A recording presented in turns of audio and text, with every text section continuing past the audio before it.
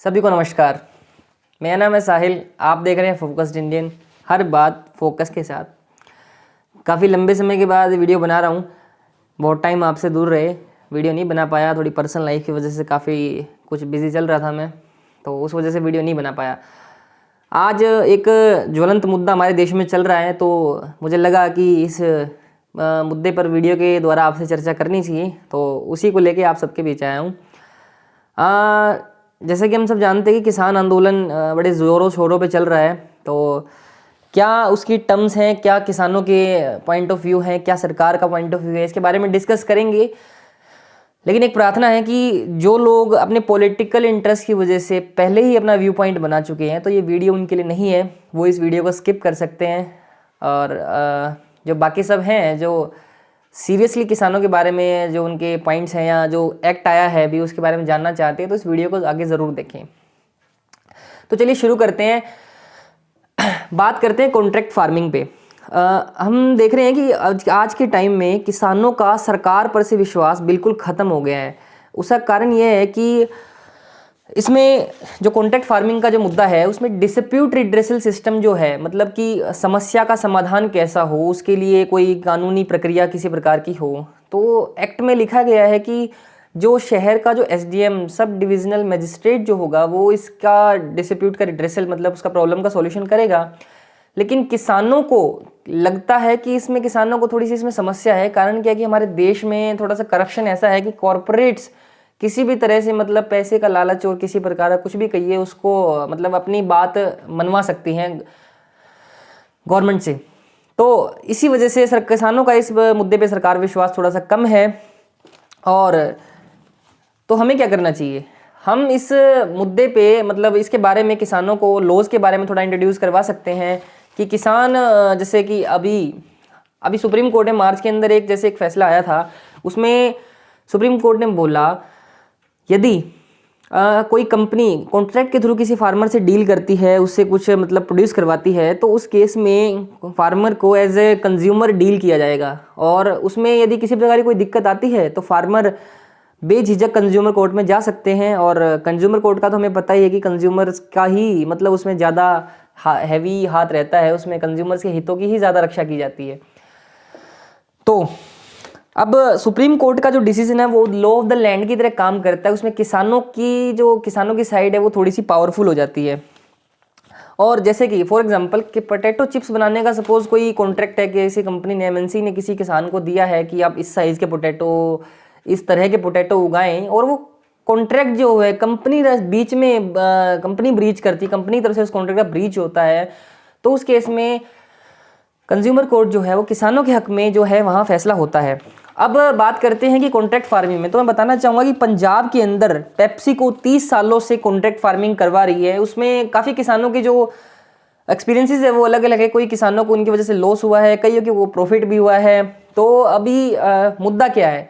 मुद्दा ये है कि पहले जो कॉन्ट्रैक्ट फार्मिंग होती थी वो वर्बल होती थी, उस पर किसी प्रकार का कानून नहीं था। लेकिन अभी जो ये बिल आया है, इसमें अलग तरह से कानून बनाया गया कि अब जितनी भी कॉन्ट्रैक्ट फार्मिंग की टर्म्स होंगी वो लीगल होंगी, रिटर्न में होंगी, और मतलब दोनों तरफ से बाउंडेशन रहेंगी उसके अंदर। तो अब बात करते हैं जी दूसरी प्रॉब्लम की। तो problem number 2, farmers produce trade and commerce act 2020। तो क्या है ये? सरकार मिडलमैन को हटाना चाहती है। सरकार चाहती है कि फार्मर्स और कंज्यूमर्स के बीच मिडलमैन खत्म हो जाए। और वैसे भी जब तक मिडलमैन कोई वैल्यू एडिशन नहीं करता है और सिर्फ दाम बढ़ाता है, तो ऐसे मिडलमैन की मेरे हिसाब से तो शायद ज़रूरत भी नहीं है।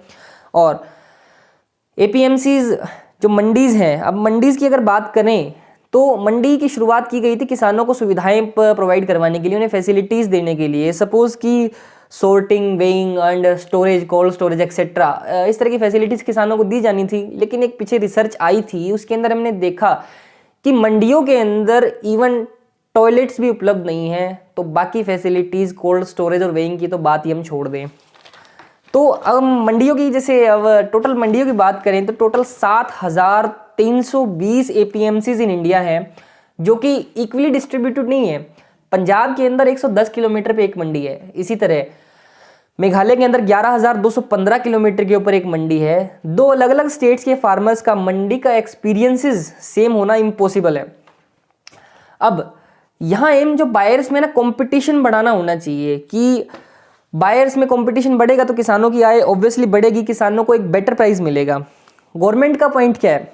गवर्नमेंट का पॉइंट है कि आड़तियों ने एक ऐसी लॉबी बनाई हुई है जिसकी वजह से किसानों की इनकम जो है वो गिरती जा रही है, किसानों को अच्छा और बेटर प्राइस नहीं मिल पाता है। किसानों को डर क्या है? किसानों को डर है कि कॉरपोरेट जिनके पास ऑलरेडी बहुत सारा पैसा है वो किसानों को स्टार्टिंग में तो अच्छा दाम देंगे, लेकिन कुछ टाइम के बाद जैसे ही मंडियां खत्म हो जाएंगी वो अपने फायदे के हिसाब से किसानों को प्राइजेस देना शुरू करेंगे। किसानों की मतलब इस तरह का डर उनके मन में बैठा हुआ है, इस तरह की सोच उनकी बनी हुई है। अब बात क्या है कि हमें एक फ्री मार्केट को लेके आना है। दूसरा जो एक्ट है फार्मर्स को चॉइस देता है, और चॉइस बरकरार रखने के लिए मंडी का बेहतर होना बहुत ज़रूरी है। हम नहीं कहते कि मंडी खत्म हो जाए, मंडी का एग्जिस्टेंस बहुत ज़रूरी है तभी, ताकि कंपटीशन बढ़ेगा तो फार्मर्स को अच्छा प्राइस मिलेगा और बेटर प्राइस और बेटर दाम की जैसे किसानों के पास अवेलेबिलिटी रहेगी। अब हम जैसे एक एग्जांपल्स बढ़ाते हैं कि कंपटीशन बढ़ाने के फार्मर्स को क्या फ़ायदा मिलता है।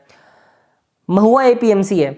महुआ एपीएमसी ने क्या किया कि अभी जैसे ही उनको भनक लगी कि फार्मर्स एक्ट आने आ गया है और इससे वजह से कंपटीशंस बढ़ेगा, कॉर्पोरेट्स आएंगे डायरेक्ट कंज्यूमर फार्मर से डील करेंगे, तो उन्होंने क्या किया, उन्होंने बोला कि लॉकडाउन के दौरान उन्होंने 1.5 करोड़ का सेस उन्होंने कलेक्ट किया था, तो उस सेस को वो अब फार्मर्स को सोलर पैनल्स के ऊपर सब्सिडी देने के लिए उसे यूज़ करेंगे, और किसानों को जो फैंसी है उसके लिए भी उस सेस में से, उस फंड में से उन्हें हेल्प करेंगे।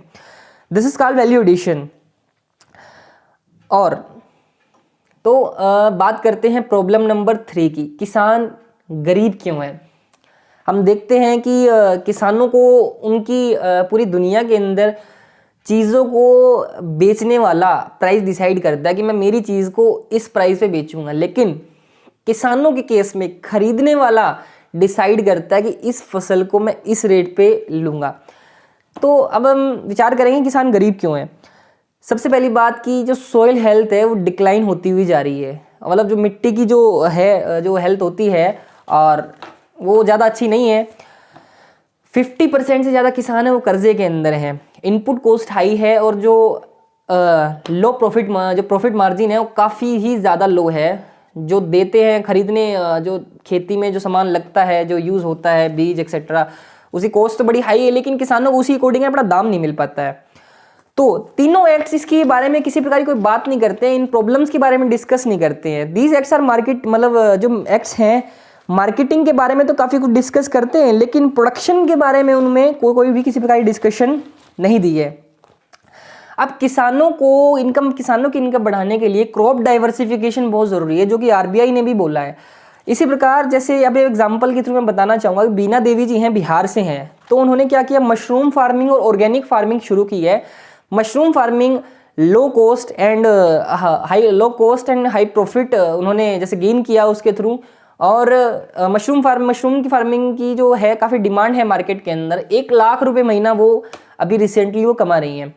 इसी प्रकार पंजाब में भी ना ड्रैगन फ्रूट, जो कि एक बड़ा एग्जॉटिक फ्रूट है, उसकी जिसमें कम पानी लगता है, कम खर्चा लगता है, लेकिन उसकी इनकम काफ़ी अच्छी हो जाती है। ऐसे ड्रैगन फ्रूट के बारे में, ड्रैगन फ्रूट के थ्रू फार्मिंग हरबंत सिंह है जी पंजाब से, उन्होंने इसको शुरू किया, काफ़ी अच्छा उससे अर्न कर रहे हैं वो। तो बात करते हैं जी, 2 साइड्स हैं।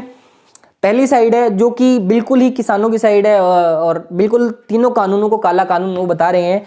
दूसरी साइड सरकार है जो बोल रही है कि ये जो 3 कानून हैं किसानों की सभी प्रॉब्लम्स का सॉल्यूशन है। तो अब जो बात है, जो सच क्या है, सच है वो इन दोनों के बीच में है। ना किसान अपनी साइड से पूरे ठीक है, ना सरकार अपनी साइड से पूरी ठीक है। बीच में जो है वो एक थोड़ा सा एक पुल बनाने की उसमें आवश्यकता है। ये रियलिटी है कि किसान जख्मी है और जख्मों को भरने की ज़रूरत है, और उसमें जो जख्म भरे जाएंगे वो गड्ढे खोद के नहीं भरे जाएंगे, वो बीच में एक पुल बना के भरे जाएंगे। बीच में एक मीडियोकर, जो बीच में एक बीच का रास्ता है वो निकालना बहुत ज़रूरी है। वाटर कैनन, लाठी चार्ज एक्सेट्रा और जो आंसू गैस के गोले हैं, इनसे जख्म नहीं भरे जाएंगे, बल्कि अगर जख्म ज़्यादा पुराना हो तो हमें पता होना चाहिए कि गैंग्रीन होने के भी काफ़ी चांसेस उसमें बढ़ जाते हैं। सिमिलरली तीनों लॉज को ब्लैक कानून कहना भी किसानों की तरफ से बिल्कुल गलत होगा कि तीनों ब्लैक कानून नहीं है। कई किसान हैं जो मतलब एक चॉइस, एक ऑप्शन चाहते हैं प्रेजेंट सिचुएशंस के हिसाब से, तो जो किसानों को इनकी वजह से फ़ायदा हो रहा है उनके लिए ये किसी मतलब उनके लिए उनकी तरफ से इसे ब्लैक कानून कहना एक ज़्यादती होगी। अब फ्यू लॉजिकल गैप्स आते हैं इस लॉज के अंदर कि काफ़ी सारे लॉजिकल गैप्स ये हैं कि किसानों को लगता है कि एमएसपी बंद हो जाएगा, कॉरपोरेट किसानों को लूटने लगेंगे और मंडी का हाल बीएसएनएल जैसा हो जाएगा। बीएसएनएल जैसे खत्म होती जा रही है वैसे ही आ गया कि एपीएमसीज बिल्कुल खत्म हो जाएंगी। तो फ्यूचर का डर तो क्लियर है, लेकिन फ्यूचर का जो फायदा है वो क्लियर नहीं है। 2.5 मंथ इस प्रोटेस्ट को चलते हुए हो चुके हैं, किसी प्रकार कोई सॉल्यूशन, कोई प्रोग्रेस अभी हमें नहीं मिल रही है। बिगेस्ट कम्युनिकेशन फेलियर आ रहा है। जहां ये होता है वहां प्रोटेस्ट हाईजैक का काफ़ी सारा लेवल है वो बढ़ जाता है। प्रोटेस्ट हाईजैक, काफ़ी सारे जो राजनीतिक लोग हैं वो प्रोटेस्ट को हाईजैकिंग की तरफ ले जाते हैं, मिस इन्फॉर्मेशन दे के लगा लो, किसी और तरीके से प्रोटेस्ट को हाईजैक करते हैं। कुछ लोगों को मिसलीड किया जा रहा है कि जैसे ही कॉन्ट्रैक्ट फार्मिंग से उनकी लैंड छीन ली जाएगी, लेकिन एक्ट में एक स्पेशल प्रोविजन है कि कॉन्ट्रैक्ट फार्मिंग करते हुए लैंड परचेज, मॉर्टगेज या लीज के लिए किसी प्रकार का कोई भी प्रोविजन कॉन्ट्रैक्ट फार्मिंग के जो एग्रीमेंट होगा उसमें मेंशन, ऐसा कोई प्रोविजन उसमें मेंशन नहीं होगा कि लैंड परचेज एक्सेट्रा, और ये तो उसमें किसी प्रकार की डरने की जरूरत नहीं है। 2 साल अभी एक मेरे को एक ध्यान में आई एक चीज़, एक वाटर कैनन से और किसानों में बरसात की जा रही है, एक फोटो भी ट्रेंड हुई थी पीछे, काफ़ी पंजाबी सेलिब्रिटीज़ ने भी उसे शेयर किया, लेकिन बाद में उसे पता चला कि वो फोटो जो वो 2 साल पुरानी फोटोज़ वो लोग शेयर कर रहे हैं। तो लोगों को मिस इन्फॉर्मेशन फैला के उन्हें इमोशनल करना, देखो जी बिल्कुल गलत है, और इमोशनल बनकर नहीं, लोगों को थोड़ा रैशनल बन के समझाना पड़ेगा। कोई भी चीज़ शेयर करने से पहले उसके फैक्ट्स अच्छे से जान लेने चाहिए। आई नो 99% लोग इस वीडियो को लास्ट तक भी नहीं देखेंगे। दिखावे का एक्टिविज्म हर कोई करता है, लेकिन प्रॉब्लम को समझ के उस पर डिस्कशन कर उसका सॉल्यूशन निकालना हर किसी के बस की बात नहीं होती है।